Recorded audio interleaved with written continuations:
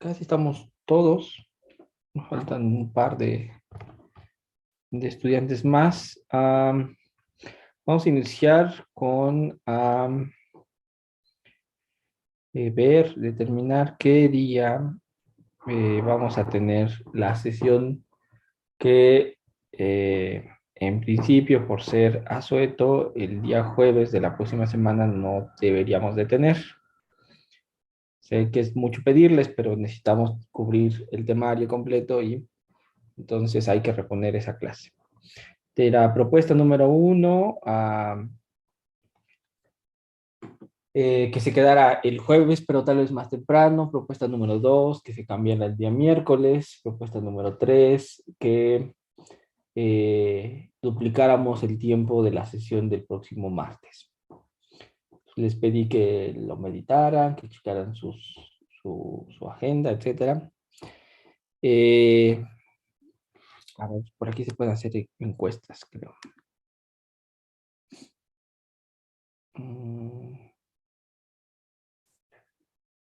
Parece que sí, pero...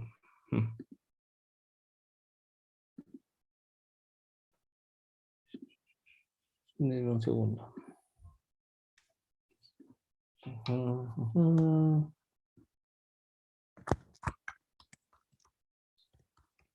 Sesión de clase. Opción 1.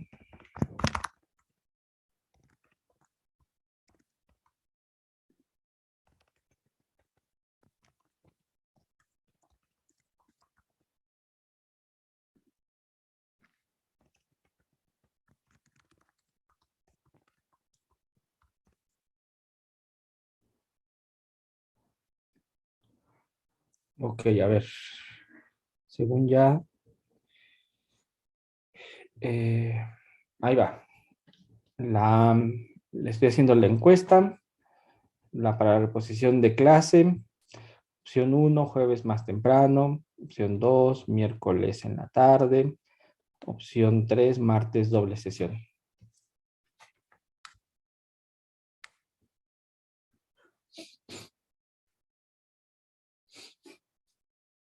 Estamos como en las votaciones aquí en México, baja participación. Ya subió.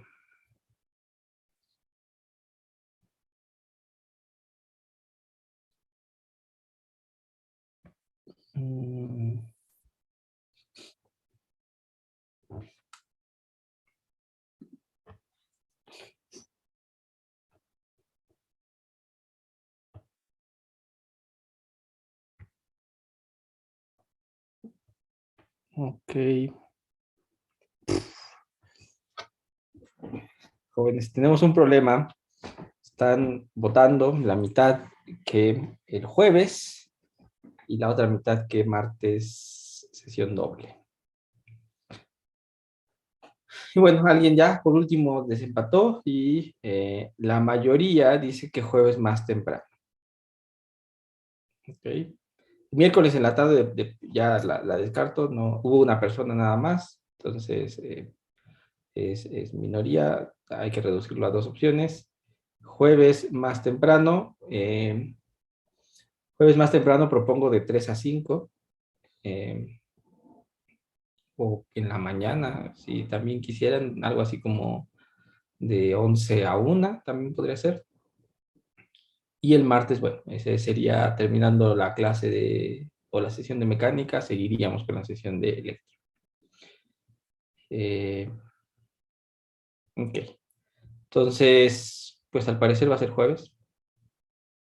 Eh, Ojo, esa sesión, a quien no pueda asistir en vivo, bueno, le puedo hacer llegar la grabación, porque de plano no puedo. ¿Sí? Pero voy a tratar de poner un horario en el que todos puedan.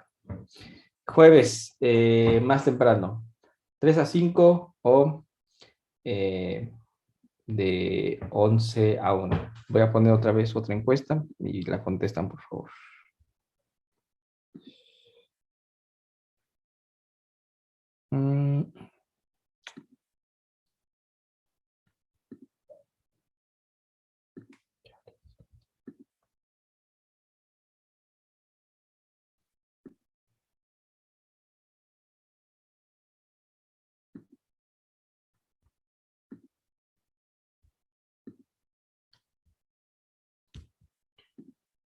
A ver.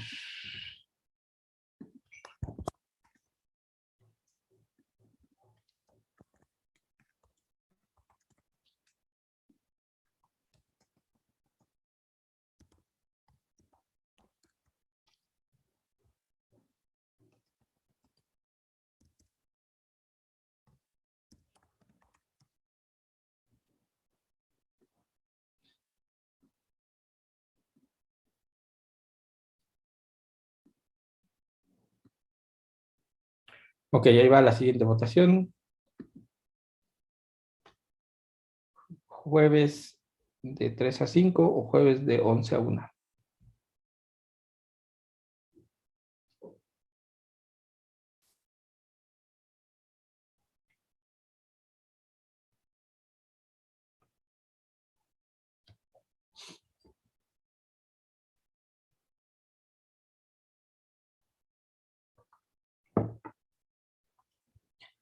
Ok, bueno, la gran mayoría, decidió que de 11 a 1. Ok, entonces, eso vamos a hacer, jóvenes, el día jueves de 11 a 1.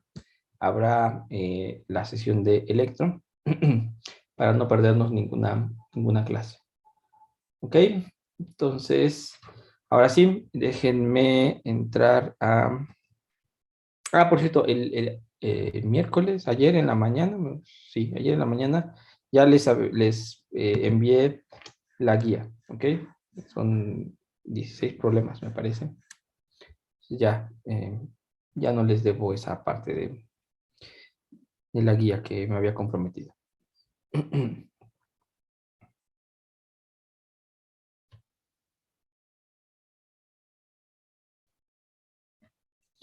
Ok, vamos a continuar con lo que estábamos revisando la sesión pasada, ¿ok?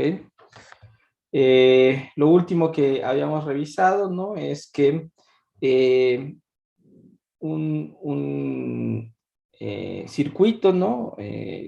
Donde podemos hacer pasar corriente, ¿no? Un circuito que está ahí quietecito, el circuito no tiene ningún alimentador, ningún generador que haga que la corriente se mueva, ¿no? Sin embargo, es cerrado el circuito, lo ponemos en presencia de un campo magnético y de repente alguien, ¿no? Agarra y empieza a mover ese circuito y lo que empezamos a observar es que se genera una corriente eléctrica en ese circuito. Y en la sesión pasada discutíamos, ¿no? Qué era lo que producía que esta corriente se generara. En el fondo teníamos, ¿no? El hecho que la fuerza de Lorentz estaba presente, ¿no? Y justamente el campo magnético, ¿no? Hacía que ciertas partículas, ¿no? Que se estaban desplazando con una velocidad v, debido a que alguien estaba jalando ese circuito, ¿no? Sintieran ese empuje, ¿no? De la fuerza de Lorentz perpendicular a la dirección de movimiento y que generara eventualmente que una corriente se formara en esa espiral, ¿no? Entonces también con esa idea lo que hicimos fue calcular, ¿no? Aquí está el ejemplo. Estuvimos trabajando debido a que se desplazaba con una velocidad v este circuito. Esta era la región donde teníamos un campo magnético uniforme y constante. Se formaba una corriente eléctrica, ¿ok? Entonces uno se preguntaba sobre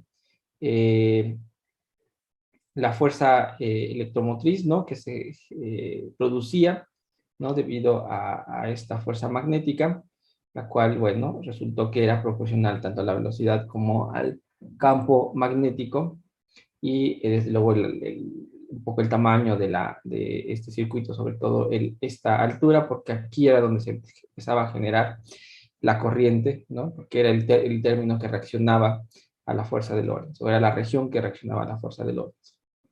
Entonces, hicimos un desglose, ¿no? De las contribuciones vectoriales, tanto de la velocidad de las cargas a lo largo de esa dirección vertical en ese dibujo y la velocidad que era en dirección horizontal, bueno, en sentido horizontal, debido a que alguien está jalando el circuito.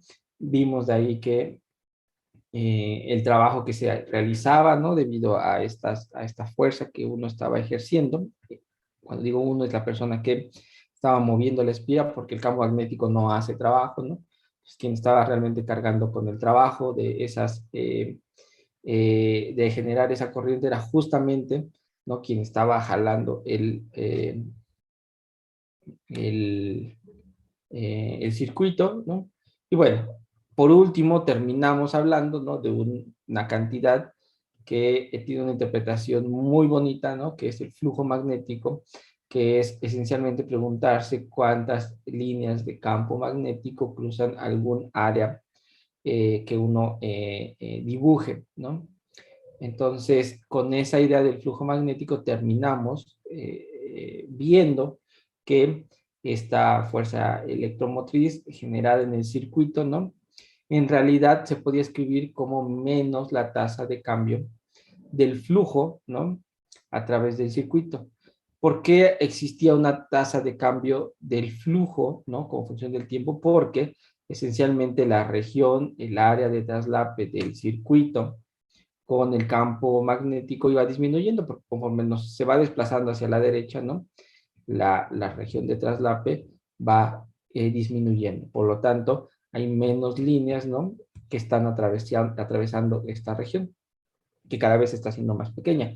El campo magnético no está cambiando la región de traslape y por lo tanto el número de líneas que uno va a encerrar en el área que nos importa, que es la área delimitada por esta parte del circuito que todavía coincide en la región donde está el campo magnético, ¿no?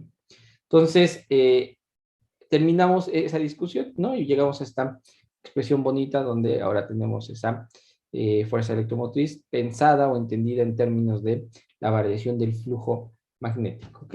No es necesario pensar en que esté cambiando el campo, sino lo que es necesario es pensar es que está cambiando el flujo. Eso era la moraleja probablemente del final de la clase pasada. Déjenme seguir pensando en estas ideas de qué hay en el fondo, qué es lo que está sucediendo cuando yo tengo campos magnéticos y tengo estos circuitos donde eventualmente veo que existe la generación de una corriente eléctrica. ¿Okay? Entonces, para ello vamos a hablar de este tema que es la inducción electromagnética, ¿no? Resultará, ¿no? Que los campos magnéticos van a propiciar, van a inducir alguna cosa en el sistema que haga que mis partículas se muevan. Cuando digo esa cosa, pues no es secreto para ninguno de ustedes lo saben, ya lo vieron, ¿no? Va a inducir campos eléctricos, ¿no? Que a su vez van a mover cargas eléctricas. Y aquí voy a hacer la discusión de esa parte, ¿no? De la física que involucra estas inducciones. A partir de describir un poquito la ley de Faraday y sobre todo los experimentos que él llevó a cabo, ¿no? Y que logró darles una explicación de manera empírica, históricamente esto es de manera empírica, ¿no? Logró establecer las relaciones matemáticas que lograban dar eh, explicación que explicaban lo que sucedía en en sus experimentos. Entonces, esto ya tiene muchos años, 1861, ¿no? Bastantes años atrás, ¿no? De a lo que vamos a llegar, que son las ecuaciones de Maxwell, ¿no? Eh, Faraday lo que hizo fue tres experimentos, ¿no? Que están enunciados aquí. El primero de ellos es, ya lo vimos, es el caso donde yo tengo un circuito, ¿no? Este es mi circuito. Tengo un campo magnético, ¿no? Que permea cierta región del espacio, es un campo magnético uniforme, y están traslapándose una parte del circuito con la región donde está el campo magnético. Y lo que va a suceder es que alguien jala, ¿no? Aquí se ve la dirección en que uno está jalando con una cierta velocidad al circuito, una velocidad v, y por lo tanto, lo que vimos la sesión pasada es que se va a generar una corriente eléctrica en la dirección de las manecillas del reloj. ¿Ok? ¿Qué es lo que se encuentra? ¿No? Una corriente fluye. Ya vimos cómo se entiende este problemita. Bueno, ahí no se quedó Faraday, ¿no? Sino lo que hizo A lo mejor este segundo experimento nos va a resultar trivial y hasta un poco ingenuo, ¿no? Para lo que ya conocemos, la física que conocemos. Lo que hizo Faraday es, ok, no voy a hacer que el circuito se mueva, lo voy a dejar quietecito, sino voy a desplazar, ¿no? La región donde está el campo magnético. Es decir, tengo mi campo magnético, lo estoy generando con algún imán, ¿no? Muy grande, un plato, no sé, que me permita tener un campo magnético uniforme, más o menos uniforme y constante, y lo empiezo a desplazar a este campo magnético, ¿ok? En la dirección que se ve aquí, hacia el de derecha hacia izquierda, y con una velocidad constante v. Resultado, fluye una corriente, ¿ok? Una vez más, en la misma dirección que antes, ¿no? En el sentido de las manecillas del reloj. Yo digo que parece trivial, ahorita ustedes me van a decir la explicación de por qué tal vez a nosotros no nos sorprende, pero a Faraday seguramente sí, les sorprendió muchísimo. Y el tercero de los experimentos es, fíjense que puedo mantener ambos, ¿no? Tanto la región donde está presente el campo magnético como el circuito quietos, no los voy a jalar ni uno ni otro, ¿ok? Y lo que voy a hacer es cambiar la intensidad del campo. Imagínense que tengo electroimanes, ¿no? Aumento la corriente en la bobina y entonces se generan campos magnéticos más intensos, o disminuyo la corriente de la bobina y genero campos magnéticos menos intensos, ¿ok? Si yo hago eso, dejo quietos estas dos regiones, tanto la del campo magnético como la del circuito, y cambio la intensidad del campo magnético, vuelve a ocurrir que exista una corriente, que fluya una corriente en este circuito en el mismo sentido, ¿no? Que lo observaba antes, ¿ok? Entonces, estos fueron, ¿no? Los tres experimentos que Faraday hizo, los fenómenos que observó y que trató de explicar. Vámonos poquito a poquito. El primero probablemente ya no es necesario que lo expliquemos, salvo que ustedes me digan que es necesario otra vez explicarlo, lo explicamos, ¿no? Pero este segundo, ¿no? Donde dejan quieto al circuito y lo que mueven al imán, se observa que se mueven las cargas, hay un flujo, ¿no? De corriente. A ver, voluntarios, platíquenme cómo físicamente podemos entender que se genere esta corriente eléctrica en este circuito.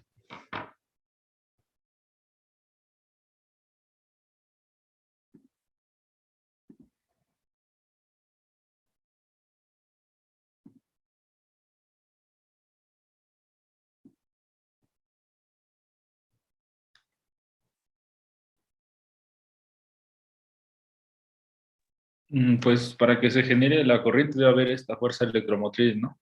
Que va a depender del cambio del flujo en el tiempo. Entonces, ese flujo pues depende del campo o depende ya sea del área, ¿no? Que esté en la región. En este caso no cambiamos el área, pero cambiamos el campo, ¿no? Entonces, pues por eso se produce esa corriente. En este primero, bueno, el segundo de los ejemplos, sí lo que se está moviendo es la región del campo magnético, la estoy desplazando, ¿no? El campo magnético, su intensidad se quedó constante, ¿no?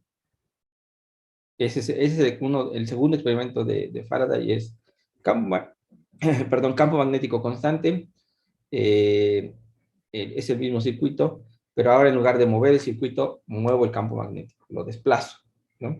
Y obtengo corriente. Al final del día nada más estoy cambiando la región también, ¿no? Al final del día estoy cambiando la región. Bien, sí. Díganme un poquito más de formalidad. ¿Qué es lo que está detrás, ¿no? De lo que a Faraday le sorprende y que a nosotros ya no nos sorprende en lo más mínimo, ¿no? Hay un concepto, ¿no? Que de hecho tiene que ver con Albert Einstein, ¿no? En el fondo, para que esto que se observa, ¿no? Rápidamente lo podamos describir. ¿Qué hay equivalencia entre el primer experimento, este donde se mueve el circuito, con este donde se mueve la región del campo magnético.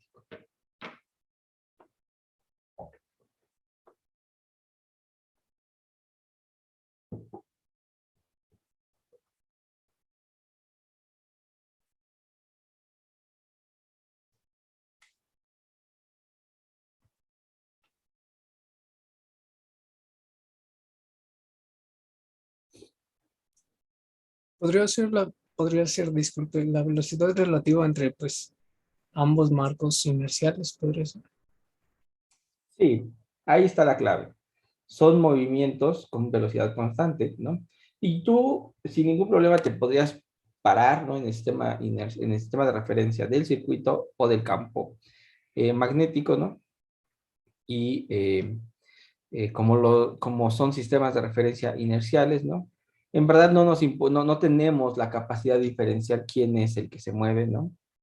Y quién es el que está quieto, ¿no? Da lo mismo si tú jalas el circuito hacia la derecha con una velocidad v o si tú jalas el campo, la región de campo magnético hacia la izquierda con una velocidad v. Eso ya lo sabemos muy bien, está tan grabado en nuestro, digamos, subconsciente, creo yo, que no nos sorprende que se dé el mismo fenómeno, ¿no? Eh, Está bien, todavía hay un asterisco y algo que discutir aquí, pero se puede entender a través de esa invariancia ante los cambios, ¿no? De sistema de referencia inerciales. ¿Por qué? Porque sabemos que la física es invariante ante cambios en sistemas de referencia inercial. No puede cambiar la física si nosotros nos movemos de un sistema inercial a otro. ¿Ok?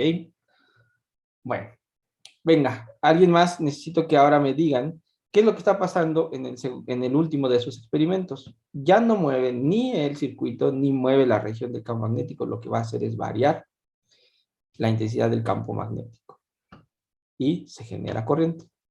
Cuénteme alguien cómo es que van a explicar este fenómeno.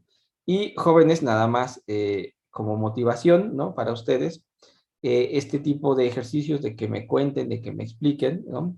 Es porque ustedes van a tener una entrevista, ¿verdad? Para poder entrar a la maestría, aparte de que aprueben el propedéutico, ¿no? Que veo que existe la gran mayoría, ¿no?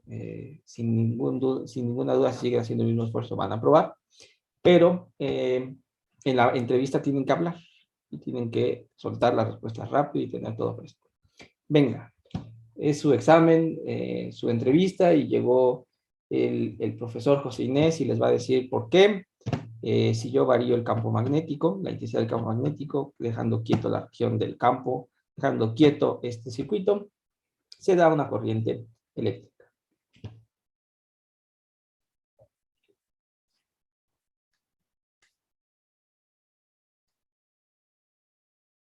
Pues al variar el campo, la cantidad de líneas de campo del campo también va a cambiar y eso va a implicar pues que la FEM que está determinada como la cantidad de cambio de ese flujo pues aparezca y por eso va a haber corriente.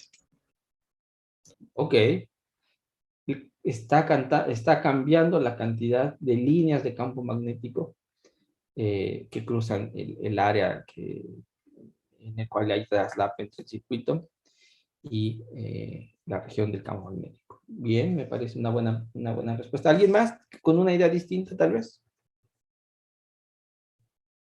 O a lo mejor dicen, no, está mal.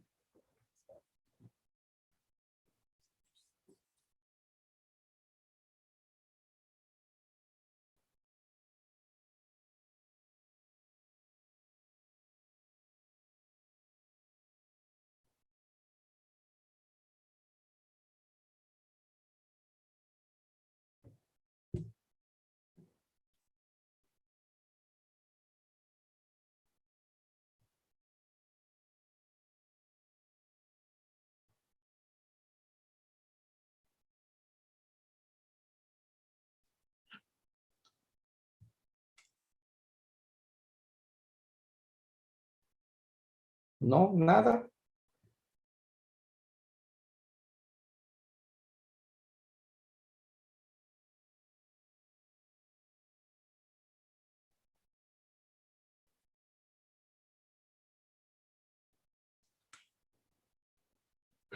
Ok, bueno, no quieren practicar.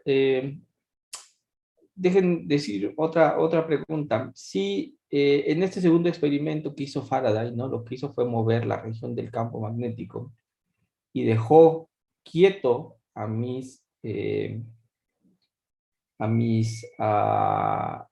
al circuito, ¿no?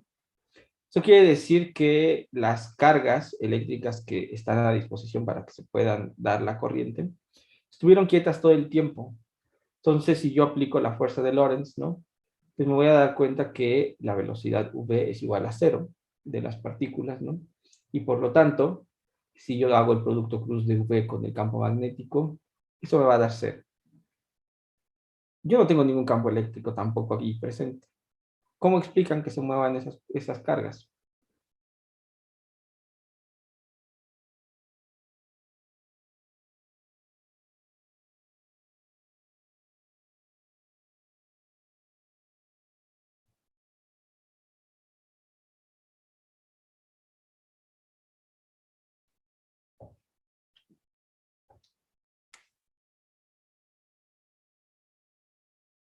¿Podría repetir? Porque no entendí lo que dijo al principio. ¿Que tengo un Ok, circuito sin cargas? ¿Cómo? tengo, Sí. ven- estoy en el experimento 2, ¿ok? Mi circuito está quieto. No, las cargas que tengo a disposición en el circuito, ¿no? Están quietas, nadie las va a mover, ¿ok? Eso quiere decir que su velocidad es cero, ¿no? Si yo agarro y lo único que tengo presente es un campo magnético y me pregunto, por la fuerza de Lorentz, ¿habrá una fuerza que tenga que hacer que se muevan las cargas eléctricas que están en ese circuito? Veo la fuerza de Lorentz, campo eléctrico no tengo ahí presente, tengo un campo magnético, pero solamente puedo obtener que ese campo magnético va a estar relacionado con la velocidad que tengan las partículas. La velocidad de las partículas es cero. Por lo tanto, ¿no? V cruz V es cero. ¿De dónde sale que estas partículas, estas cargas se están moviendo? O sea, si estamos en este experimento número 2, yo tengo mi circuito quieto y lo que se va a mover es la región del campo magnético, ¿no? ¿Sí? Entonces, pues va a depender, pues, es el principio de relatividad, ¿no? Si eso se va a mover a la izquierda, el circuito se va a mover hacia la derecha en torno a la región del campo magnético, ¿no? Entonces, pues en realidad no es que esté quieto, sí se está moviendo, por decirlo de alguna manera. Ok, imagínate que desconoces el principio de la invariancia entre traslaciones y te vuelvo a hacer la pregunta. El campo magnético está ahí, las cargas están quietas.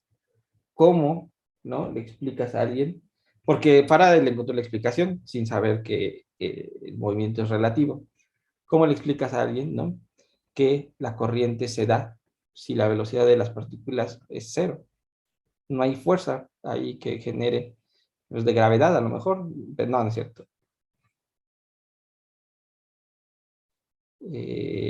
Leonardo dice que no se le puede quitar el mute, perdón. Déjenme ver. Pero mientras, piénsele, por favor.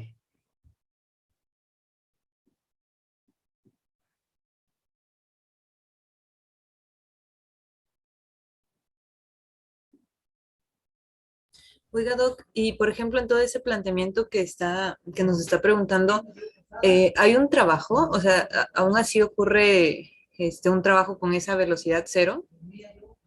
Hay un trabajo, y no sé si tenga que ver con velocidad cero, pero hay un trabajo. Algo tiene que hacer que las partículas se muevan. Mm, Entonces, podría, bueno, no sé, podría ser ese trabajo o el calor que sale del trabajo también podría influir. El calor disipa Ah, y el ok. campo magnético no va a calentar al sistema, ¿no? Eh, ese trabajo, ¿de dónde viene? El trabajo tiene que ser generado por alguna fuerza. Ujú. Por la fuerza electromotriz podría ser.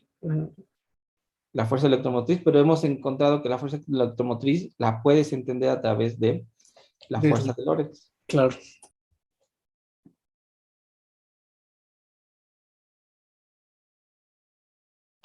Ándale, jóvenes, los van a agarrar en curva en el examen, ¿eh? A ver si Leonardo, que ya se reactivó, a ver si intentas abrir tu micrófono. Ya funcionó. Ahí está funcionando. Bueno, ahorita de lo que me dice, recuerdo que hay otra ley, no recuerdo el nombre, pero decía que en un circuito cerrado, cuando cambias el flujo de campo magnético, en ese circuito cerrado, como que las cargas quieren que oponerse a ese cambio y entonces hacen otro, como un campo opuesto para resistirse a ese cambio de campo. Y no sé si Ok. por ahí voy. Sí, de hecho vamos a ver esa ley en un ratito más, pero todavía no. Fíjate que lo que digo es, estoy en el ejemplo 2, en el 2 nada más, ¿no? Este que está aquí. No voy a variar la intensidad de campo magnético, nada más voy a desplazar la región del campo magnético. Las cargas están quietas ahí. El circuito está quietecito. ¿Qué le decimos a los jóvenes que quieren estudiar física y que ven ese experimento y no saben por qué?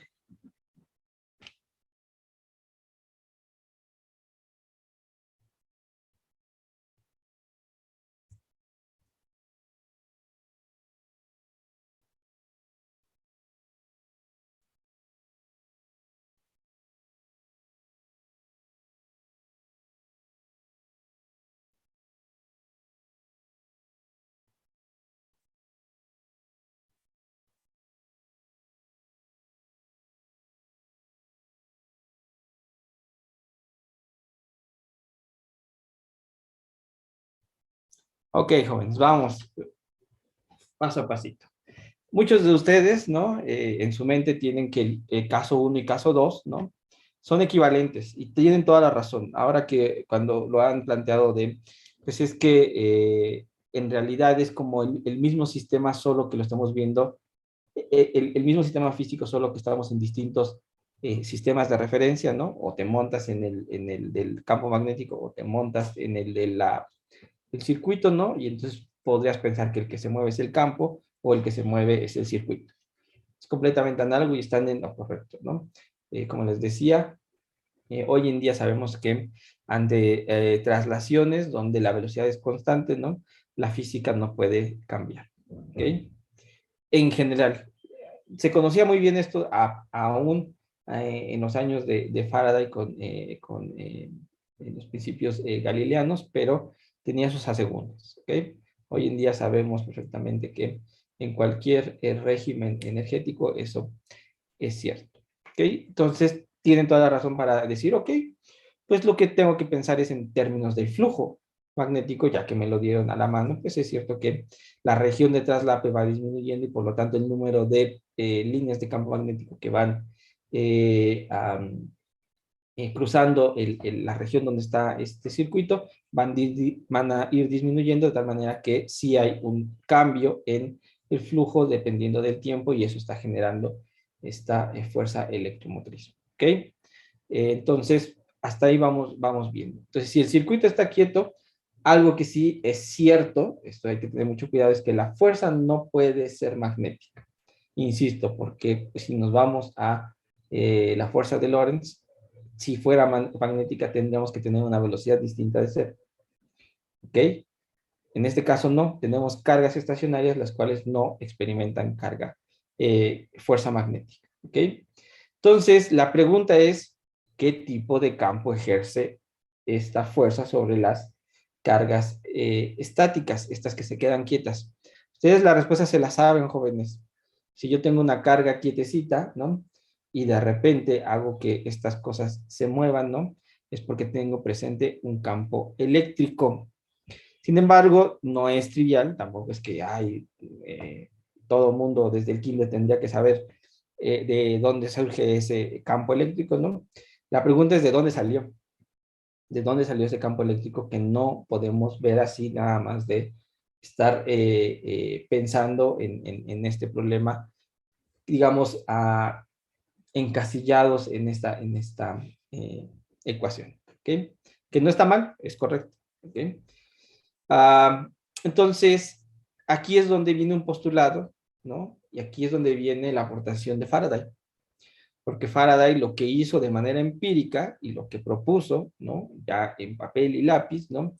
Es que un campo magnético induce un campo eléctrico, ¿ok? Eso se postula. En otras palabras, ¿no? Si el campo eléctrico es inducido, y lo que estoy diciendo es que piensen en el experimento 2, ¿no? La fuerza electromotriz vendrá, ¿no? De la integral de línea cerrada, ¿no? Del producto punto de este campo eléctrico con esa integral de línea, con ese diferencial de la trayectoria que vamos a seguir. Que a su vez, ¿verdad? Eso es igual a menos la derivada del flujo respecto del tiempo. Eso quiere decir que el campo eléctrico está relacionado con los cambios en el campo magnético. ¿Cuál es la ecuación que los relaciona? Pues la ecuación que los relaciona es justamente esta que está aquí, solo que no se ve de manera explícita hasta que recordemos que el flujo es igual a la integral de la proyección del campo magnético a lo largo del diferencial de toda esta región, ¿no? Donde estamos encerrando el campo. Entonces, cuando ahora sí nos acordamos de esa expresión, vemos que la integral cerrada, ¿no? De este campo eléctrico, ¿no? Proyectado en la dirección de la trayectoria en la cual estamos encerrándolo, es igual a menos, por este signo menos que está aquí, la integral. Tengo esta derivada, ¿verdad? Respecto del tiempo, pues la puedo poner aquí, la derivada o los cambios del campo magnético respecto del tiempo. Eso, aquí me faltó poner que esto es un vector, ¿verdad? Producto interno con el diferencial de A. ¿Ok? Eso, en otras palabras, jóvenes, es la ley de Faraday. Es lo que él propone y lo que se dio cuenta que explicaba el fenómeno que él estaba observando. Si yo tengo cargas estáticas y las voy a mover, tiene que ser sí o sí con un campo eléctrico. El campo magnético nunca les va a hacer nada. Entonces, si yo tengo variaciones en el campo, ¿no? Voy a tener que entender que esas variaciones en el campo van a generar, en el campo magnético, van a generar o inducir un campo eléctrico. En el experimento 2, en este que estamos pensando por el momento, la intensidad del campo magnético desde luego se va a ir disminuyendo conforme la región de traslape sea menor. El flujo va a ir disminuyendo, ¿verdad? Entonces, si de repente la espira ya está en esta región, ¿no? Será una región muy chiquita la que esté de traslape y entonces la cantidad de líneas de campo magnético encerradas es muy pequeña, por lo tanto la intensidad de ese campo magnético va disminuyendo. ¿Ok? Entonces, esas variaciones van a permitir que se induzca un campo eléctrico. ¿Ok? Ahora, si uno rápidamente ocupa el teorema de Stokes, que aquí lo estoy enunciando, ¿no? La integral cerrada del producto interno del vector, en este caso, que es del campo eléctrico, con la dirección en la que vamos a seguir esta trayectoria cerrada, es igual a al rotacional de ese campo, en este caso es el campo eléctrico, producto interno con esta dA, este diferencial también que tenemos de área. Y entonces, ¿no? Esta ecuación que está aquí, ¿no? Se puede reescribir en términos de una ecuación diferencial, porque una vez que escribamos esta integral cerrada, en términos de el rotacional, o si lo estoy aquí, voy a tener la misma integral, el mismo tipo de integral del lado izquierdo y del lado derecho de la igualdad, independientemente de quién sea esa trayectoria que sigamos, esa superficie que sigamos, esto se va a valer. Por lo tanto, entonces puedo llevar el resultado a simplemente igualar los integrandos, que es lo que está acá. Tengo que el rotacional del campo eléctrico, ¿no? Es igual a menos la variación del campo magnético respecto del tiempo. ¿Ok? Ojo, si nosotros estamos en el caso estático, ¿no? Estático respecto a que el campo magnético no está variando, ¿no?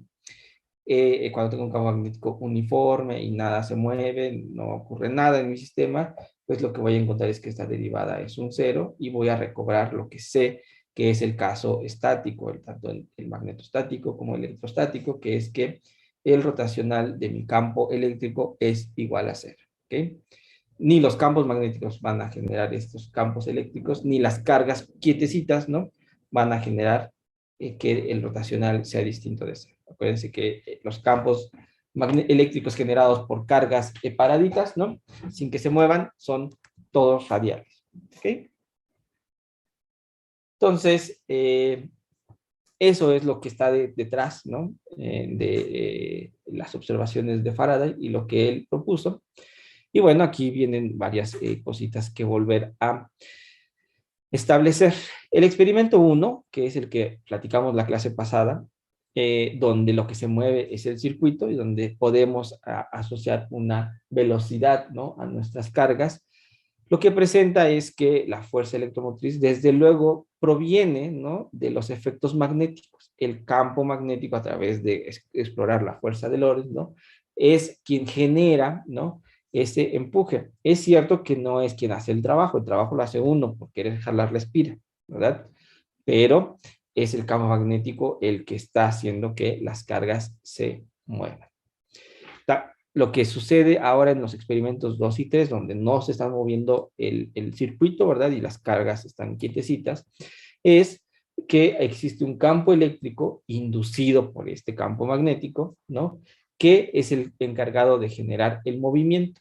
Eso es lo que preguntaba su compañera Luisa. ¿Y quién será el que hay un trabajo? Sí. ¿Y de dónde viene? Pues viene de este campo eléctrico inducido. ¿Ok? Es el campo eléctrico el que genera este trabajo. Sin embargo, ¿no? Esto es algo bonito. Los 3 experimentos, cualquiera de esos 3 que vimos hace un ratito, se expresa con la misma fórmula para la fuerza electromotriz. No se cambia de expresión porque tenga una fuerza electromotriz inducida directamente por el campo magnético o porque tenga esta fuerza electromotriz, perdón, inducida por un campo eléctrico que surgió a raíz de tener un campo magnético. ¿Ok? Entonces, nada más como nota, ¿no? Yo recuerden que vimos la sesión pasada que debido a que tenemos un campo magnético uniforme, constante, en este ejemplo del el circuito, en cómo está la geometría puesta ahí, ¿no? El flujo era igual a V.S, este vector S que me va a dar cuenta de esta área transversa, ¿verdad? Al campo magnético, justamente como el vector que define a esta área es paralelo al campo magnético, pues eso se va... ok, bueno, si el campo magnético no es paralelo, está chiquito, eso lo que va a decir es que esto en general va a ser la magnitud de B por la magnitud de S por el coseno de alfa. Eso es cierto. Si son paralelos, bueno, eso nada más es magnitud de B por el magnitud de S. ¿Ok? Bueno, ahora, si se tiene un conductor en movimiento, ¿ok? Si lo que estoy desplazando es este circuito, ¿no? El flujo dado está por esta integral, ¿ok? Que está aquí. Tengo que ir sumando sobre todas las contribuciones infinitesimales, ¿no? De este delta A, este vectorcito, ¿ok? Por la ley de Faraday, ¿no? Lo que yo sé es que esta fuerza electromotriz, que es igual a menos el cambio de mi flujo respecto del tiempo, esto me dice las tasas de cambio de ese flujo, ¿no? Lo puedo asociar entonces a algo que es un voltaje inducido, es como si yo pusiera unas placas, ¿no? Una diferencia de potencial y me permitiera empujar a mis cargas eléctricas, ¿ok? Entonces, las variaciones en el campo magnético que están puestas a través de entender que el flujo no es constante, ¿no?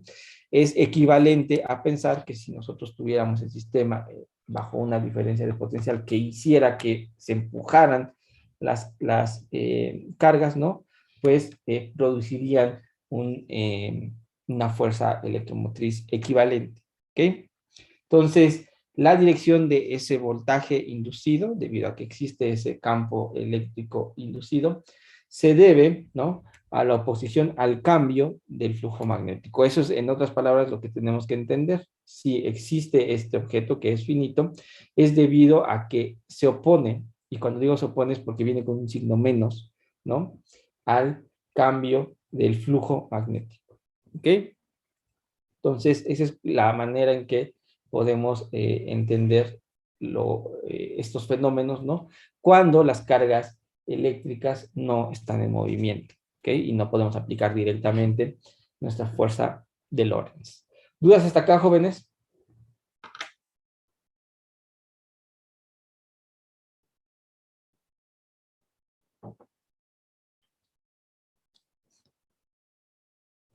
No, profesor. Ok.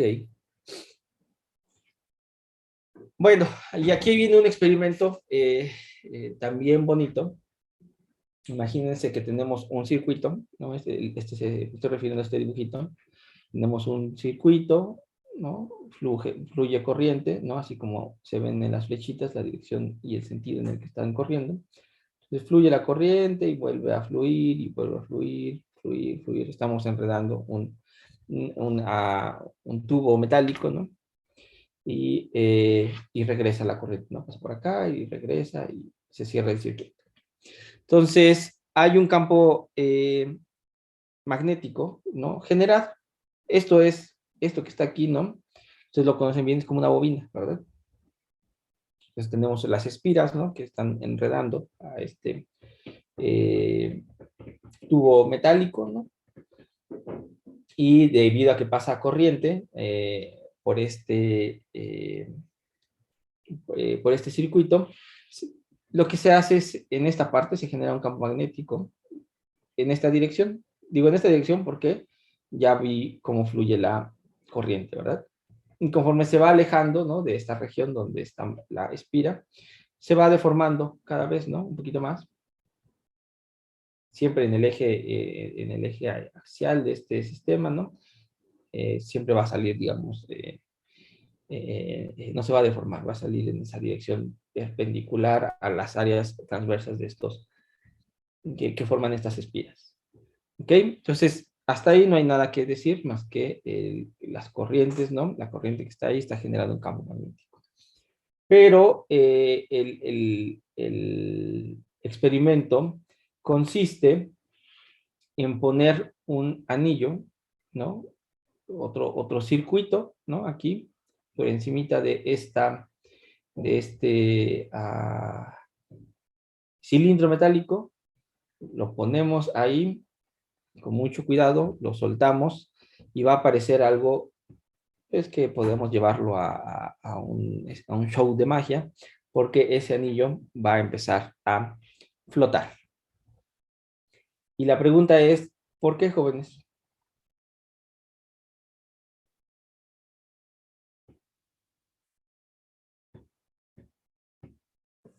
Porque se induce una corriente en el anillo, entonces eso va a generar que haya una fuerza que se oponga al movimiento hacia arriba. ¿Hacia arriba o hacia abajo? Ah, bueno, ajá, el movimiento original es hacia arriba, ¿no? Entonces Ujú. esta fuerza va a ser tal que se oponga a ese movimiento y se dirige hacia abajo.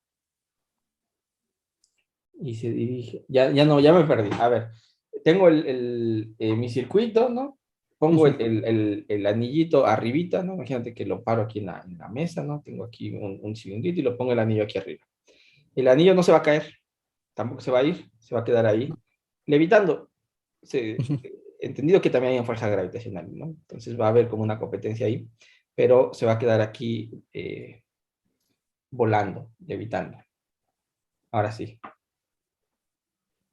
Y vamos bien, me gustó esto de que se va a inducir una corriente allá arriba. ¿Y qué dirección tiene la corriente inducida? Bueno, ahí se ve, pero dígame por qué esa dirección.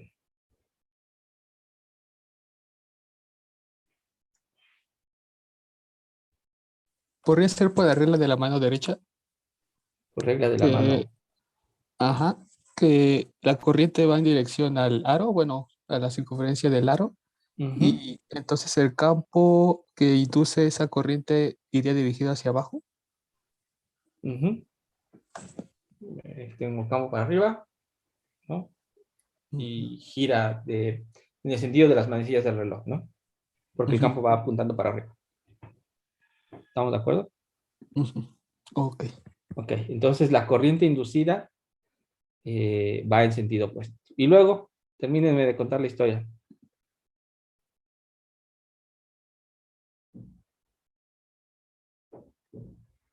Y luego voló.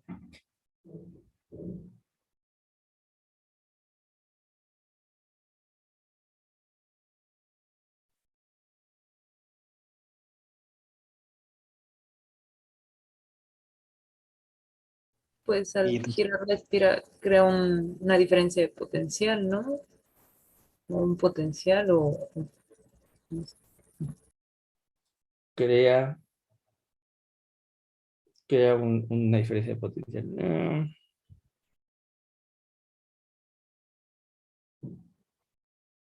No, un poquito más. Piénsenlo. Ustedes, cuéntenme por qué. ¿hasta dónde vamos a dejar que cambie la corriente? ¿Hasta dónde vamos a dejar que cambie la corriente? Sí, porque dijo que completemos la historia, pero No, pues ya está ahí, se va a quedar levitando. Ahora, es que ya me dijeron que el anillo tiene corriente inducida, ya me dijeron el sentido, y luego, ¿dónde está la idea de por qué está levitando? Eso es lo que me falta que me cuente. Por la fuerza de Lorentz, ¿no? La fuerza de Lorentz. De Lorentz. Ok, a ver, construyanle.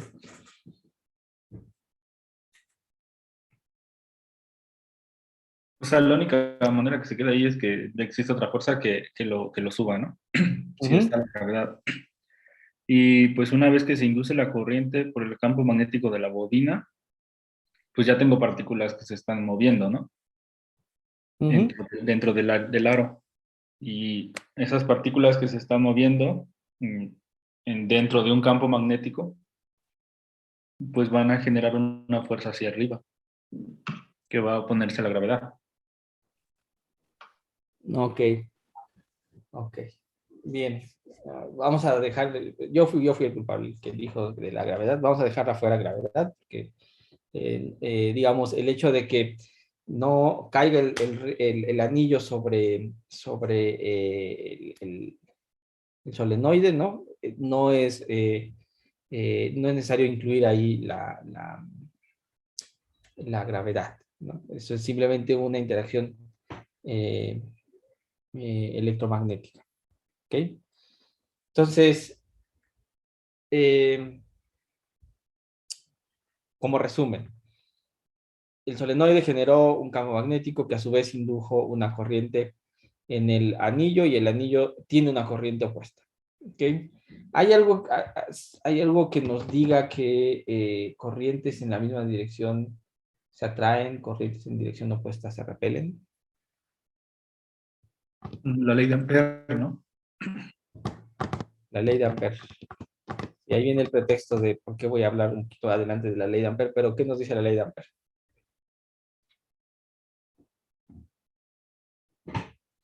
En otras palabras, el ring, insisto, el anillo, si piensan ahora, digamos, no piensen quién generó la corriente, tiene esa corriente. ¿Hacia dónde va el campo magnético? ¿Cómo lo dibujo? Ahorita ignoren esta parte, no sé, no piensen que quién fue quien generó la corriente. Ya está la corriente aquí. ¿Cómo dibujo a mi campo magnético general? Flechitas hacia arriba, hacia abajo, hacia abajo. hacia abajo. ¿Ok? Ahora tratemos de superponer esto que está aquí con esto que está acá. ¿Ustedes qué creen que va a hacer este campo magnético con este otro que la corriente eléctrica está induciendo?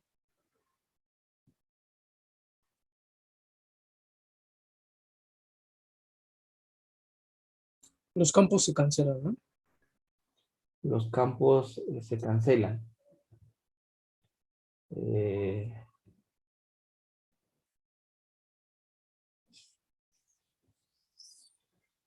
sí, no.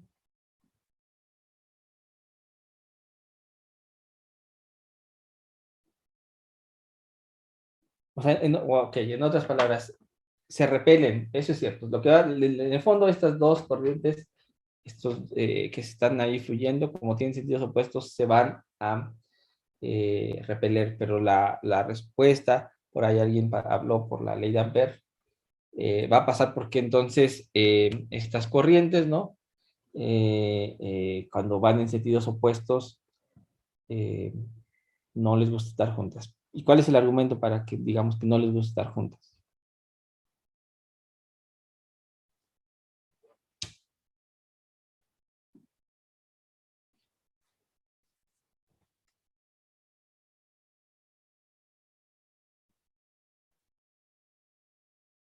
Que van en sentido contrario, podría ser. Ujú. Sí, eso está de acuerdo. Van en sentido contrario. Pero físicamente que vayan en sentido contrario, ¿qué me dice? ¿Qué hay que hagan que no les guste estar juntas?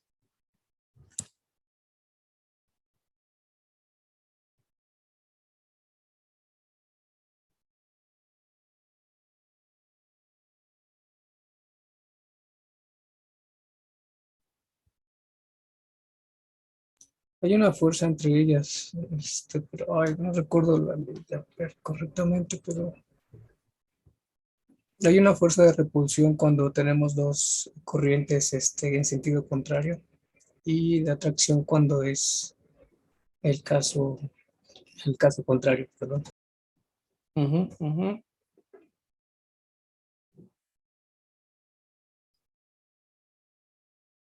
Ok. Y bueno, estas fuerzas están en paralelas en la vertical, pero en sentidos contrarios, por eso es que se eleva el anillo. Ya no escuché bien lo último. ¿Qué pasó? ¿Lo último que era? Que el anillo es el que se eleva debido a estas fuerzas. Bueno, se mantiene en esa A posición esa repulsión. debido a esa repulsión. Sí.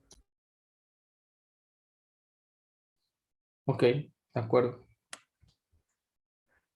A ver, vamos a seguir. Está bien.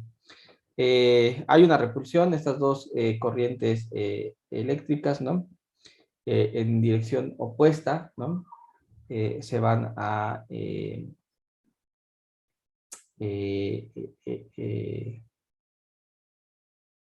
¿cómo se dice? Se van a repeler. Okay. Voy a pasar por un argumento bastante chistoso. Imagínense que ustedes, por un lado, tienen un anillo que va a tener una corriente en la dirección, digamos, como el que está aquí arribita. ¿Ok? Y dices, ok, mis electrones, ¿no? Se están moviendo en este sentido, en el sentido de las manecillas del reloj. Tengo por otro lado el mismo anillo, ¿no?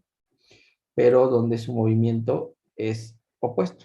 ¿Ok? Y yo puedo tener cargas eléctricas en movimiento.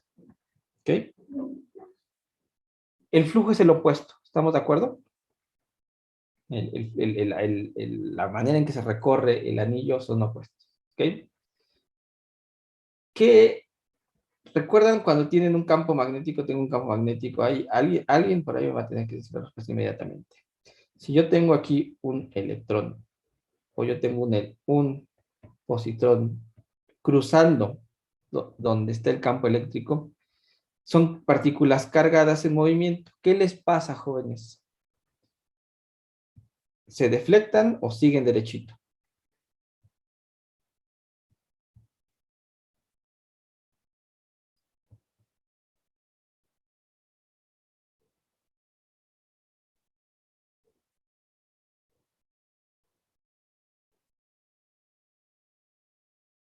Se Se deflecta. Se deflectan. Y la deflexión del electrón y del positrón es igual. Bueno, nada más para recordarles, el positrón es la antipartícula del electrón. Misma masa, mismo spin, mismo todo, excepto la carga eléctrica. Uno es positivo y el otro es negativo. ¿La deflexión es la misma o no? Son Van en sentido contrarios. contrario, ¿no? Van en sentido contrario. ¿Ok? Algo que puedes pensar de manera semiclásica es que si el campo magnético es súper intenso, vas a encerrar tu carga eléctrica y vas a encerrar tu carga eléctrica negativa y positiva en una espira que se recorre en un sentido y en una espira que se recorre en sentido opuesto. Nada más, jóvenes, como hint.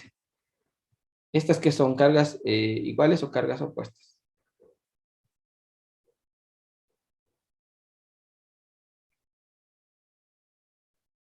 Opuesto. Opuestas. Opuestas. ¿Ok? Tengo, ahora fíjense en aquí, tengo electrón acá y electrón acá. En corrientes opuestas. No tengo las mismas cargas, tengo cargas iguales. ¿Ok?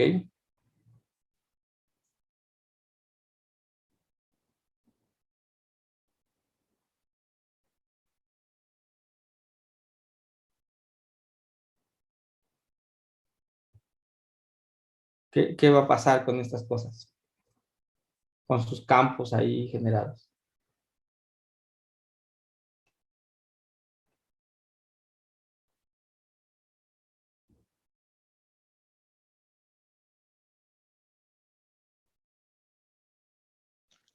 Pues el campo inducido va a ser opuesto en los dos aros. Ujú, ujú. Va a ser opuesto y cuando campo, ¿qué campo? El eléctrico. Ok. ¿Y cuando dibujaban campos eh,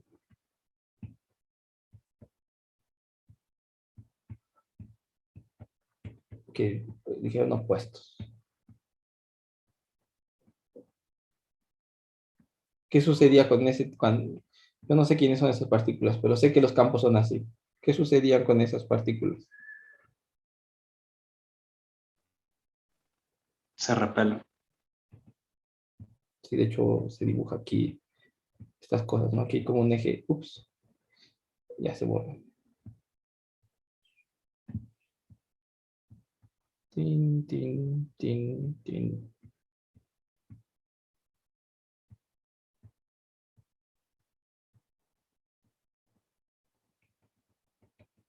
Las cosas se repelen, ¿no? Esencialmente lo que estamos viendo es como esa situación. Les puse el de una carga positrón y un electrón, ¿no? Porque quiero que vean que es uno de ellos, ¿no? Que está ahí moviéndose alrededor de la línea del campo magnético. Y entonces esas cargas, ¿no? A su vez exhiben o se les induce, son las que propician el campo eléctrico inducido. Entonces, lo que va a suceder es que son campos eléctricos, como son el mismo tipo de carga, electrón con electrón, o si tuviéramos positrones con positrones corriendo, ¿no? Lo que va a suceder es que se van a repeler. Si tuviéramos cargas opuestas, aun cuando tuviéramos el movimiento de estas cargas en sentidos opuestos, ¿no? Ahí no veríamos ese problema, al contrario, veríamos que estas cosas se tratan de atraer. Pero en el fondo, justamente por tratarse del mismo tipo de carga que está ahí exhibiéndose, estos, ¿no? Se van a tratar de empujar, de repeler uno con otro. O sea, al final de cuentas sí se ve que el anillo vaya a flotar y es porque además, aquí ya sí agrego, la gravedad va a hacer lo suyo para que el anillo no se vaya, ¿no? Ni se aleje más, sino se queda ahí quietecito en una competencia de equilibrio entre las fuerzas de repulsión entre estos dos circuitos y la gravedad que lo trata de jalar. ¿Okay? Entonces vas a un experimento y te van a enseñar que este anillo termina levitando ahí encima de este solenoide. ¿Ok? Bueno, ¿qué es lo que estoy tratando de mostrar o a platicar? Es que hemos aprendido que hay campos eléctricos, se pueden producir campos eléctricos, se pueden inducir campos eléctricos. Y lo que Faraday nos vino a decir en el fondo es, fíjate que tú ya sabías que el campo eléctrico es generado por cargas eléctricas quietecitas, ¿no? O en una región confinada. lo que ahora nos dice es, bueno, también existe otro mecanismo para generar este campo eléctrico y es debido a los cambios en los campos magnéticos. Que campos magnéticos que están cambiando van a generar campos eléctricos. Para el primer caso ya tenemos la ley de Coulomb, ¿no? Esa que vimos en la primera clase, si no mal recuerdo. Y para el segundo caso vamos a explorar la analogía, ¿no? Que hay entre la ley de Faraday, ¿ok? Esta que acabamos de enunciar, el rotacional del campo eléctrico es igual a menos la variación del campo magnético respecto del tiempo, con la ley de Ampère, ¿no? Que es el rotacional del campo magnético es igual a la permeabilidad en el vacío veces una corriente, ¿ok? Y esta ley de Ampère no la hemos revisado, ¿no? No, ya no me dio tiempo de terminarla, pero aquí viene un resumen pequeñito, ¿no? De quién es la ley de Ampère. Algo que ya vimos, ¿no? En clase fue la ley de Biot-Savart, ¿no? Y vimos que esta ley de Biot-Savart es de algún modo, ¿no? La expresión magnética equivalente a la ley de Coulomb. Entonces, una pregunta que surge un poco natural es si existe una versión magnética equivalente a la ley de Gauss. La respuesta es sí, sí existe una versión equivalente. Esta versión equivalente nos dice es que si tenemos una trayectoria, una integral cerrada, ¿ok? Y proyectamos el campo magnético, ¿no? A lo largo de esa trayectoria, sumamos sobre todos los cachitos de la trayectoria, eso va a ser igual a esta permeabilidad en el vacío, veces la suma de todas las corrientes que cruzan la trayectoria cerrada. En la ley de Gauss no teníamos una trayectoria, teníamos una superficie en la cual encerrábamos a nuestras cargas.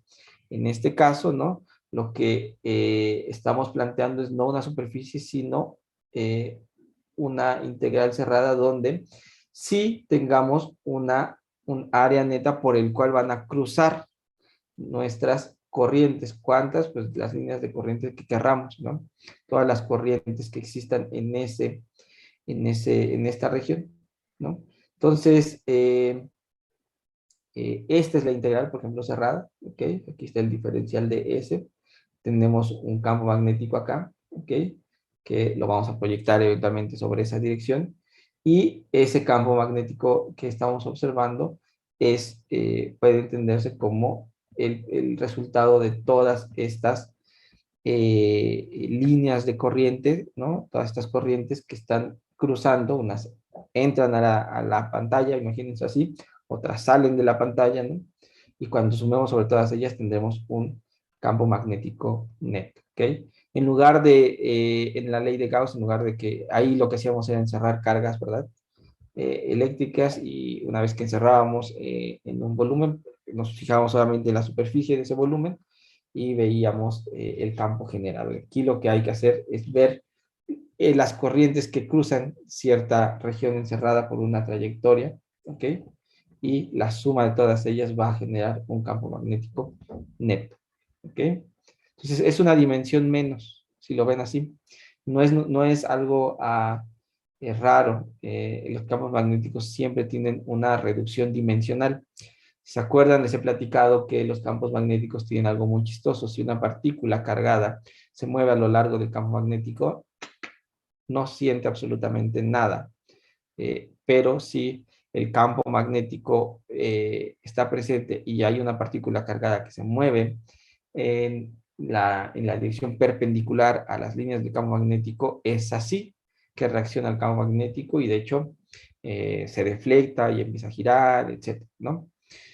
Esto quiere decir que nuestra teoría, que está plantada en 3 dimensiones, la podemos reducir a 2, ¿no? Al caso cuando existe un movimiento perpendicular a las líneas del campo magnético. Mientras sea a lo largo del campo magnético, es una partícula libre, esencialmente. ¿Okay? Entonces, cosa que en el campo eléctrico no sucede. El campo eléctrico es isotrópico, ahí necesitas contemplar todo el volumen, ¿verdad? Aquí no, aquí si se ven, si dan cuenta, estamos como en un sistema 2 dimensional. ¿Vale? Entonces no es de sorprender que exista esta reducción dimensional. Se le conoce a los efectos del campo magnético. Ok, bueno, tengo aquí una suma, es discreta la suma, no puedo tener 1, 2, 3, 4, 5, 6, el número de corrientes que ustedes quieran, pero lo que podemos hacer es el caso continuo, ¿no? Y entonces decir que la integral cerrada, ¿no? Sobre una trayectoria de la proyección del campo magnético respecto del diferencial que va a recorrer esa trayectoria, es igual a esta permeabilidad veces la corriente total encerrada, donde la corriente total encerrada la vamos a encontrar como la integral, ¿verdad? En una superficie de la densidad de corriente, ¿no? Proyectada a lo largo de esa superficie. ¿Ok? Y una vez más, lo único que voy a hacer, esta es una integral cerrada en una dimensión, esta es una en dos dimensiones, no es una superficie. Lo que voy a hacer es usar el teorema de Stokes para reescribir esta integral como una integral en esas dos dimensiones, ¿no? Y entonces, como es la misma integral del lado derecho y del lado izquierdo, voy a reducir eso a una igualdad en términos de los integrandos. Eso me quiere decir que voy a tener el rotacional del campo magnético es igual a esta permeabilidad en el vacío veces esta densidad de corriente. ¿Ok? Entonces, corrientes eléctricas van a generar campos magnéticos. Ahora podemos entender que campos magnéticos van a generar corrientes eléctricas. ¿Ok? Entonces, ya conocemos los rotacionales de los campos, tanto del eléctrico como del magnético, ¿no? Hay una inducción de campo eléctrico debido a las variaciones del campo magnético. Hay una inducción de cargas eléctricas en movimiento que generan a estos campos magnéticos, ¿no? Pero con estas dos expresiones, que son los rotacionales, no tenemos la información suficiente para determinar todas las características, ¿no? De nuestros campos eléctrico y magnético. Para eso necesitaremos también la información de estas otras dos ecuaciones que tienen que ver con la divergencia, tanto del campo eléctrico como del campo magnético, ¿no? La del campo eléctrico, la divergencia del campo magnético no es más que la ley de Gauss, ¿no? La otra divergencia no tiene en realidad un nombre, ¿no? Es como a mucha gente dice la versión magnética de la ley de Gauss, está bien. Y las pongo aquí, las señalo porque vamos para allá, ¿no? Nuestro objetivo es, en la siguiente clase, agarrar estas cuatro, ¿no? Y jugar con ellas como jugó Maxwell para formar sus ecuaciones, ¿ok? Entonces, ya empezamos a tener la información, suficiente información para empezar a pensar en estas ecuaciones de Maxwell. El siguiente temita, ¿no? Es que existe una cantidad que se llama inductancia, ¿no? Esto hace alusión a que se induce, ¿verdad? Algo. Entonces, déjenme tratar de mostrarles qué significa esto de la inductancia. Y lo que quiero es que pensemos en dos circuitos, ¿ok? El circuito uno, que es el que está aquí abajito, y un circuito 2, que es el que está aquí arriba, y vamos a pensar en el siguiente sistema. Si hacemos correr una corriente estacionaria, ¿no? En el circuito 1, esta es la corriente estacionaria en esta dirección, en este circuito número 1, lo que va a hacer es producir un campo magnético, ¿verdad? El campo magnético V1. Y aquí vemos sus líneas del campo magnético V1. ¿Ok? Ahí están dibujadas. Y lo que podemos notar, en el dibujo se nota, ¿no? Es que algunas de ellas, algunas de las líneas del campo, cruzan el circuito número 2, ¿no? Estas que se les ha señalado como con un hoyito, haciendo alusión a que si tuviéramos como una membrana, ¿verdad? Perforarían la membrana y cruzarían esa superficie encerrada por este circuito, el circuito número 2, ¿ok? Y entonces, ¿no? Si es que hay ciertas líneas que están cruzando este circuito, podemos pensar en que existe un flujo que le vamos a llamar phi sub 2, que será el flujo del campo magnético V sub 1 a través del circuito 2, o bueno, a través de lo que dibuja el circuito número 2. ¿Sí? Pregunta es, ¿quién es V sub 1? El vector campo magnético 1. Eso es igual, voy a ocupar la ley de Biot-Savart, es igual a mu sub 0 entre 4pi veces, ok, la corriente 1, que va a multiplicar a la integral cerrada del producto cruz de dl1, ¿no? La trayectoria que va a seguir esta corriente, producto cruz con R gorrito entre esta R goleada al cuadrado. Ya habíamos visto esta ley, ¿no? De Biot-Savart. Y lo único que nos vamos a dar cuenta es que el campo magnético y la corriente son proporcionales. Es algo bien curioso. Ustedes van a decir, bueno, sí son proporcionales, pero pues hay que saber quién es la integral. Desde luego hay que saber queda la integral cerrada, ¿no? Mu sub 0 entre 4pi es una constante, pero si ustedes están de acuerdo conmigo, esa integral pues te va a dar un escalar, no, un vectorcito, sí es cierto. Te va a dar un vectorcito, estamos de acuerdo. Pero va a ser un objeto que tampoco va a cambiar una vez que ya recorrimos toda la integral, ya está ahí dado ese vectorcito, ¿no? Entonces lo único que está en juego, ¿no? Es la corriente, ¿no? Porque esa la podríamos variar, ¿no? Podríamos hacer que sea más intensa, menos intensa, y a su vez eso va a generar que nuestro campo magnético aumente o disminuya. Entonces estas dos cantidades son proporcionales, ¿ok? Ahora, el flujo a través del circuito 2, este flujo, ¿no? Que vamos a estar contando, estas líneas de campo magnético que están fluyendo en esta región que está encerrada por esta trayectoria, ¿no? No es más que la integral de este campo V sub 1, el campo magnético V sub 1, producto interno con el diferencial de A2, ¿no? Y una vez más, si ustedes se dan cuenta, pueden agarrar, ¿no? Un poquito a modo simplón, ¿no? Agarrar y sustituir este B acá. Y lo que vamos a encontrar es que hay que hacer las integrales, estoy de acuerdo. Hay que hacer el álgebra con cuidado, el cálculo con cuidado. Pero lo que voy a darme cuenta es que esta B la voy a escribir en términos de I cuando sustituya la ley de Biot-Savart. Y entonces lo que voy a terminar observando es que va a haber una relación sobre el flujo 2 con la corriente 1. ¿Ok? ¿Qué es importante? Bueno, una vez que nosotros hayamos integrado, esto que está aquí ya no va a cambiar. Esto que está aquí tampoco va a cambiar, ¿no? Ya va a estar fijo.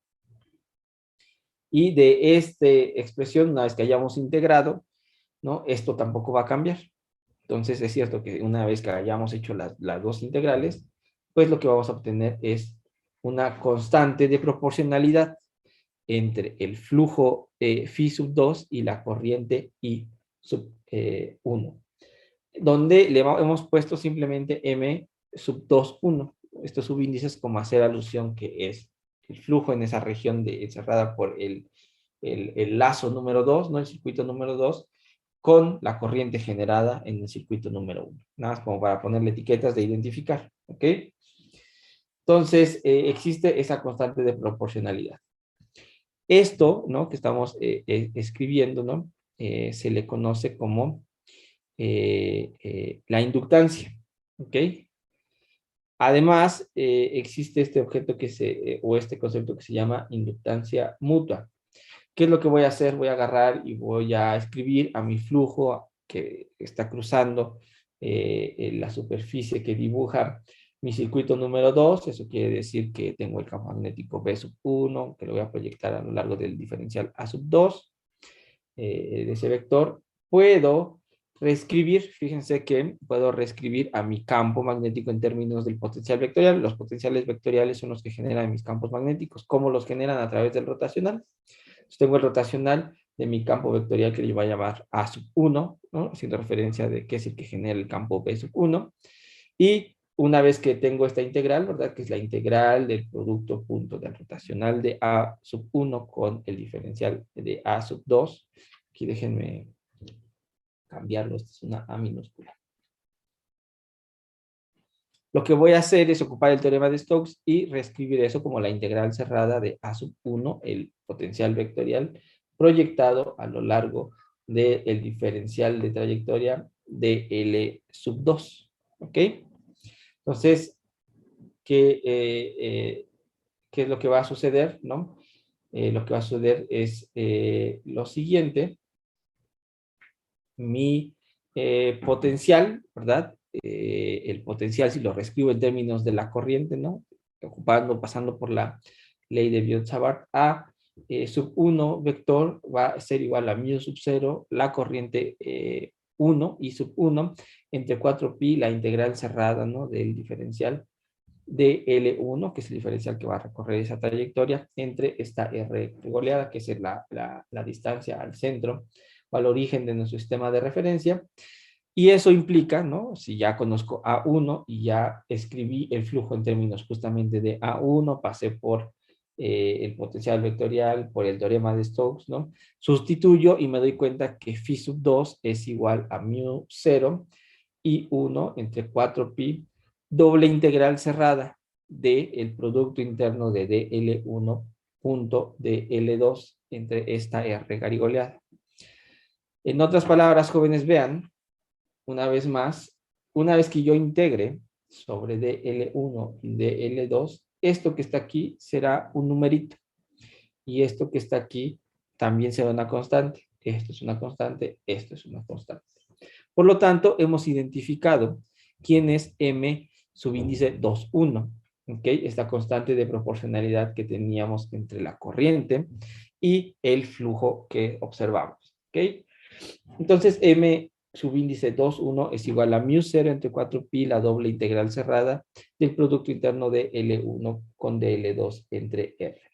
Esto tiene un nombrecito, se le llama la fórmula de Neumann, y esta expresión en la práctica, cuando se quiere dar solución a los problemas o tratar de encontrar alguna cantidad de que sea de su interés, no es que sea lo más amigable o que sea lo mejor para ocupar, porque en verdad tienes que hacer el producto punto de estos diferenciales, puede resultar no trivial hacer esto, ¿ok?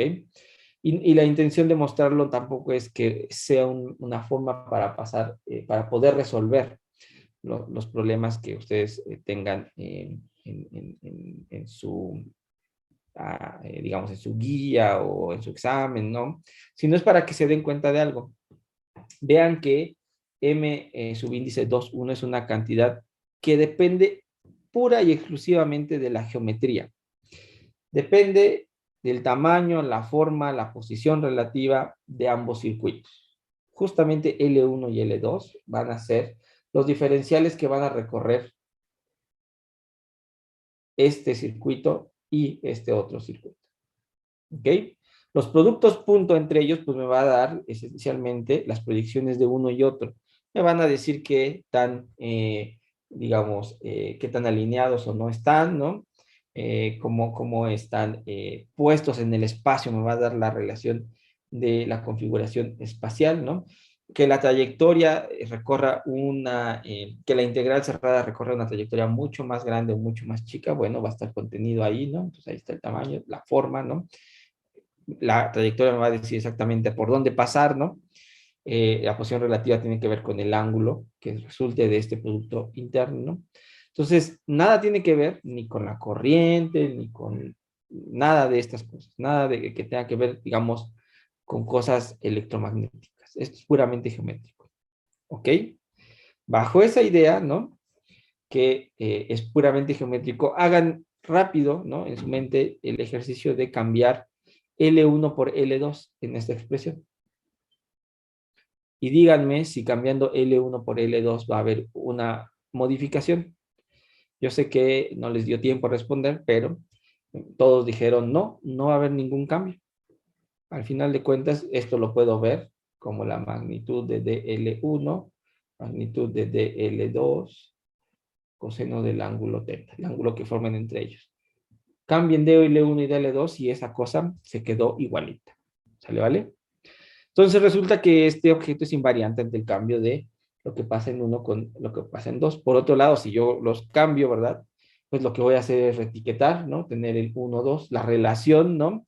de la corriente que se produce en el loop 2 y que genera un flujo en el circuito número 1, ¿verdad? Da lo mismo si vas del 1 al 2 que del 2 al loop. ¿Sale, vale? Entonces, ¿qué podemos decir? Cualesquiera que sean las formas y posiciones de los circuitos, el flujo a través de 2, cuando hacemos pasar corriente en 1, es idéntico al flujo a través de 1 cuando hacemos pasar corriente en 2. Concluimos M sub 2, 1 es igual a M sub 1, 2, y eso es igual a simplemente una M. ¿Ok? Ya no tenemos que estar pensando si va el flujo de la corriente 1 hacia el flujo que se ve en el circuito 2 o viceversa. Ya no tenemos que tener ese problema. ¿Ok? Y bueno, ahora supongamos que la corriente en 1 está cambiando, está variando. Ya no es estacionaria, está variando. Ya olvídense un poquito de esta parte geométrica, ¿no? Esta parte donde M hemos identificado que es indistinto quién sea el que genere el flujo, ¿no? Depende meramente de cantidades geométricas. Ahora que sabemos eso, el siguiente paso es que consideremos el caso cuando la corriente en el circuito 1, que es en el dibujito, el circuito que está abajo, ¿ok? Esta. Le habíamos pedido que fuera estacionaria, ¿verdad? Ahora lo que les quiero pedir es que piensen en una corriente que ya no es estacionaria, que va a cambiar, varía, ¿ok? Entonces, el flujo a través de 2 también va a cambiar respectivamente, ya lo acabamos de aprender el día de hoy, ¿no? Y entonces la ley de Faraday nos dice que la fuerza electromotriz, ¿no? Sub 2, que es igual a menos los cambios del flujo 2 respecto del tiempo, debe de ser igual, porque la única relación, y la relación que existe entre el flujo y la corriente es a través de esta constante M, es igual a menos M, las variaciones de la corriente, y sub 1 respecto del tiempo. ¿Ok? Entonces, oh sorpresa, ¿no? Cada que cambiamos la corriente en el loop 1, una corriente en el loop 2, sí, perdón, no. Ya me estaba adelantando. Entonces, lo único que quiero mencionar es que esta constante que está aquí, la M, es una constante geométrica, ya la explicamos, pero estamos concluyendo que en realidad, ¿no? Lo que estoy pensando que genera nuestras fuerzas electromotrices, ¿no? En el fondo, ahora que tenemos corrientes que varían en el tiempo, son justamente las corrientes. Ya no pasamos por el campo magnético, ya no pasamos por el flujo magnético, sino pasamos por una corriente eléctrica. Eso está bien bonito, ¿no? Tenemos a un mecanismo, una forma más útil, ¿no? De entender por qué decimos que los campos magnéticos generan o inducen campos eléctricos, si solamente nos mantenemos siempre pensando en que son cargas eléctricas que ahora están moviéndose y que ahora están cambiando de velocidad. ¿Ok? Entonces, bueno, esa es la moraleja aquí, ¿no? Ahora sí, la sorpresa. Yo también me estaba sorprendiendo, pero la sorpresa es la siguiente, ¿no? Hemos acabado de encontrar que si nosotros cambiamos la corriente en el loop de abajo, el loop 1, ¿no? Se va a producir un campo magnético que a su vez lo que va a hacer es que se genere una corriente en el segundo circuito, ¿no? Se induce esa corriente en el circuito 2. Y eso sin necesidad que existan cables que conecten a ambos circuitos. No necesitamos hacer que haya una línea de flujo de carga directa entre un circuito y otro para explicar que en ambos circuitos, ¿no? Hay cargas eléctricas en movimiento. Sin que necesitemos unirlos físicamente, ¿no? Podemos hacer estas inducciones, estas generaciones de cargas eléctricas en un circuito y en otro. Podemos hacerlas mover en un circuito y en otro. Eso también es muy bonito, digo, para ustedes, ¿no? No es nuevo, ya lo vieron, ¿no? Ya no les sorprende, ¿no? Pero ahora podemos entender mucho de cómo es que funcionan nuestros aparatos, ¿no? De cómo es que agarramos y a un celular lo podemos cargar con un objeto que está basado en un imanzote, ¿no? le inducimos que exista una corriente en ese imazote, etc. Y muchos otros fenómenos que están a nuestro alrededor. ¿Okay? Nota, ¿no? Corrientes que están cambiando, ¿no? Que no son estacionarias, no solo inducen una fuerza electromotriz en los circuitos cercanos, sino también lo que hacen es inducir una fuerza electromotriz en el circuito mismo, en sí mismo genera una fuerza electromotriz, ¿no? Esto se puede ver porque el flujo, ¿ok? Ese mismo circuito, por ahí están pasando líneas de campo, ¿no? Entonces, a su vez, ¿no? Al pasar líneas de campo también puedes preguntarte sobre el flujo de campo magnético que está sucediendo en esa misma espira, en ese mismo circuito, ¿no? Entonces, uno lo contempla como ese flujo igual a una constante L veces la corriente, ¿no? Bueno, la corriente la podemos identificar como el producto punto del campo magnético con el diferencial de A, donde L es se le conoce como la autoinductancia o inductancia, ¿no? Y una vez más, esa depende exclusivamente de la geometría del circuito, ¿ok? No depende de ninguna otra característica, sigue siendo un objeto meramente geométrico. Por lo tanto, ¿no? La fuerza electromotriz de ese mismo circuito, ¿no? Que se genera en ese mismo circuito, es esta epsilon igual a menos, ¿no? Porque es menos la variación de flujo respecto del tiempo, L, porque L es una constante que no depende, que no cambia en el tiempo, una vez vista la geometría se va a quedar así el resto del tiempo, entonces va a ser menos L la derivada, ¿no? De la corriente respecto del tiempo, los cambios de la corriente respecto del tiempo, como no es una corriente estacionaria, pues esta diferencial, o esta derivada, perdón, es diferente de cero. Y por lo tanto, la fuerza electromotriz también lo va a hacer. Y ya como último pasito, ¿no? Déjenme hablar sobre la energía en estos campos magnéticos. Lo que quiero es que pensemos en la energía que se necesita para realizar el trabajo contra esta fuerza electromotriz y así obtener una corriente neta en nuestro circuito. Resulta que esta fuerza es una cantidad física y ahí va la historia. El trabajo realizado por unidad de carga en contra de esta fuerza electromotriz, ¿ok? Piensen que le vamos a dar nada más una vuelta al circuito, ¿no? Y todos vamos a tener una carga, ¿no? Pues lo que vamos a necesitar para poder darle carga, para oponernos, ¿verdad? Para hacerle frente a esta fuerza electromotriz, pues es igual a menos epsilon, ¿ok? Ese es el trabajo contra la fuerza electromotriz.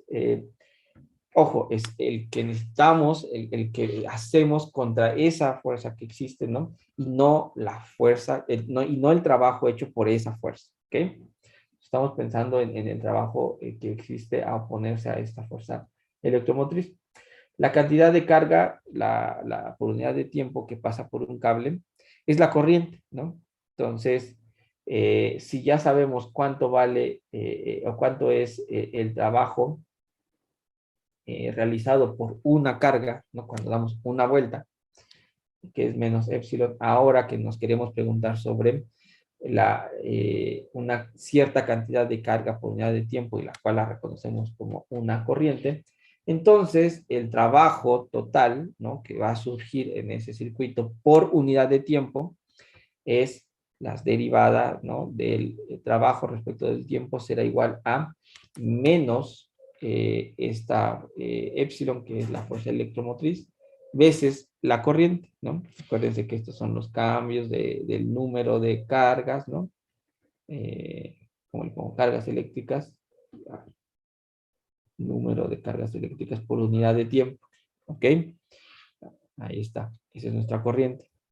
Y si recordamos quién es este objeto, ¿no? Que es la fuerza electromotriz, acabamos de ver que eso es igual a la inductancia veces las variaciones de la corriente respecto del tiempo. ¿Ok? Entonces, si pensamos con una corriente, si empezamos el sistema con una corriente cero, ¿no? No hay nada en movimiento, y alcanzamos al final de nuestro experimento una corriente I, ¿no? El trabajo hecho será entonces W igual a 1/2 de LI cuadrado. ¿Por qué? Pues del tiempo 0 al tiempo final, ¿no? Lo que voy a hacer es integrar ambos lados, ¿ok? Y lo que voy a obtener, ¿no? A la hora de integrar en ambos lados es que voy a tener el trabajo, ¿no? Por 1/2, ¿no? A la hora de integrar, lo que voy a obtener es del lado derecho de W de T. Esto es igual a LI de I de T. Perdón, sin que integre. Esto lo paso para acá y voy a tener dW igual a L I de T de T, y eso no es más que la integral de W igual a la integral LI de I, ¿verdad? Y entonces ahora sí W es igual a 1/2 de LI cuadrada. LI cuadrada. ¿Ok? Entonces el trabajo total realizado es 1/2 de la inductancia veces la corriente al cuadrado. Se dan cuenta, el trabajo realizado no depende de cuánto tardemos en subir la corriente, ¿no? Solo depende de la geometría del circuito y la corriente final. Ustedes van a decir, ¿por qué depende de la geometría del circuito? Pues acuérdense que este objeto depende de cuál es el tamaño del circuito, cuál es la trayectoria que se recorre en ese circuito, ¿no? Entonces es puramente geométrica esa información. Y bueno, pues tiene la dependencia de la intensidad, es decir, qué tan intensa sea la corriente a la cual quieres tener tu sistema, pues va a decirte que aumenta el trabajo si la corriente aumenta, disminuye el trabajo si la corriente disminuye, ¿ok? Y la que haría que se magnifique o no la relación entre el trabajo y la corriente, pues es justamente la inductancia. ¿Qué tan grande es el sistema? ¿Qué tan chico es el sistema? ¿Cuál es la trayectoria que vas a seguir en ese circuito? Pues le dará, insisto, que el toque de si la magnifica o disminuye la relación entre el trabajo y la corriente en nuestro sistema. ¿Ok? Entonces, la siguiente sesión retomaré un poquito esta última parte. Se puede reescribir este trabajo, ¿no? Se puede entender a través del campo magnético mismo. ¿Ok? Va a ser útil porque justamente será el último pasito antes de llegar a las ecuaciones de Maxwell. Voy a presentar las ecuaciones de Maxwell, voy a hablar un poquito de sus características y ahora sí, la siguiente sesión me voy a encargar de resolver algunos ejercicios. Ya, por ejemplo, en mecánica clásica terminamos de ver, digamos, las ideas que tienen que ver con el lagrangiano, aunque voy a volver a hablar lo último que de la clase pasada, porque creo que fue muy defectuosa la explicación, la voy a volver a retomar para en unos 10-15 minutos dejar la idea de cómo es que se obtienen las ecuaciones de Lagrange y me lanzaré a hacer puros ejercicios. En este caso de Electro, la siguiente sesión hablaré los primeros minutos sobre las ecuaciones de Maxwell y me lanzo a resolver problemas sobre las ecuaciones de Maxwell. ¿Ok? Entonces, ¿dudas, jóvenes?